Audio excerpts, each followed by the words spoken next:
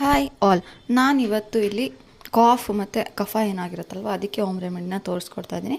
ಇದಕ್ಕೆ ನಾನಿಲ್ಲಿ 2 ನಿಂಬೆಹಣ್ಣಿನ ರಸನ ತೆಗ್ದು ಒಂದು ಬಟ್ಲಲ್ಲಿ ಎತ್ತಿಟ್ಕೊಂಡಿದ್ದೀನಿ. ಹಾಗೆ ಒಂದು 10ರಿಂದ 12 ಕಾಳು ಮೆಣಸನ್ನ ಕೂಟಿಟ್ಕೊಂಡಿದ್ದೀನಿ. ಹಾಗೆ ಒಂದು ದೊಡ್ಡದು ಒಂದು 50 ಗ್ರಾಮಷ್ಟು ಕಲ್ಸಕ್ಕರೆ, ಕೆಂಪು ಕಲ್ಸಕ್ಕರೆ ಹಾಕ್ಕೊಳ್ಳಿ. ಕಫ ಕರಗತ್ತೆ ಅಂತ ಹೇಳ್ತಾರೆ ಕೆಂಪು ಕಲ್ಸಕ್ಕರೆಯಿಂದ. ಹಾಗಾಗಿ ಇದನ್ನು ಇಷ್ಟನ್ನು ಕುಟ್ಕೊಂಡು ಹಾಕ್ಕೊಂಡಿದ್ದೀನಿ ಬೇಗ ಕರಗತ್ತೆ ಅನ್ನೋ ಕಾರಣಕ್ಕೆ.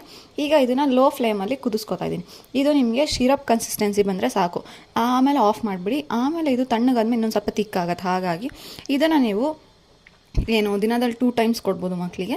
ಸಣ್ಣ ಮಕ್ಕಳು ಅಂದರೆ 1 ಇಯರ್ ಆ ಥರ ಎಲ್ಲ ಆದರೆ ಒಂದು ಡ್ರಾಪ್ಸ್ ಇರುತ್ತಲ್ವ, ಆ ಥರದ್ರಲ್ಲಿ ಒಂದು 2-3 ಡ್ರಾಪ್ ಕೊಟ್ಟರೆ ಸಾಕು. ದೊಡ್ಡವರಿಗೆ ಅಂದರೆ 1-1.5 ವರ್ಷ 2 ವರ್ಷದ ಮಕ್ಕಳಿಗೆ ಆಲ್ಮೋಸ್ಟ್ ನೀವು ಅದೇ ಡೈಲಿ 2 ಟೈಮ್ಸ್ ಕೊಡ್ಬೋದು. ಬಟ್ ಇದನ್ನು ಕೊಟ್ಟು ಹಾಫ್ ಆನ್ ಅವರ್ ಏನೂ ತಿನ್ನೋಕೆ ಕೊಡ್ಬೇಡಿ. ನಿಜ ಇದು ಶಿರಪ್ಗಿಂತ ಚೆನ್ನಾಗಿ ವರ್ಕ್ ಆಗುತ್ತೆ.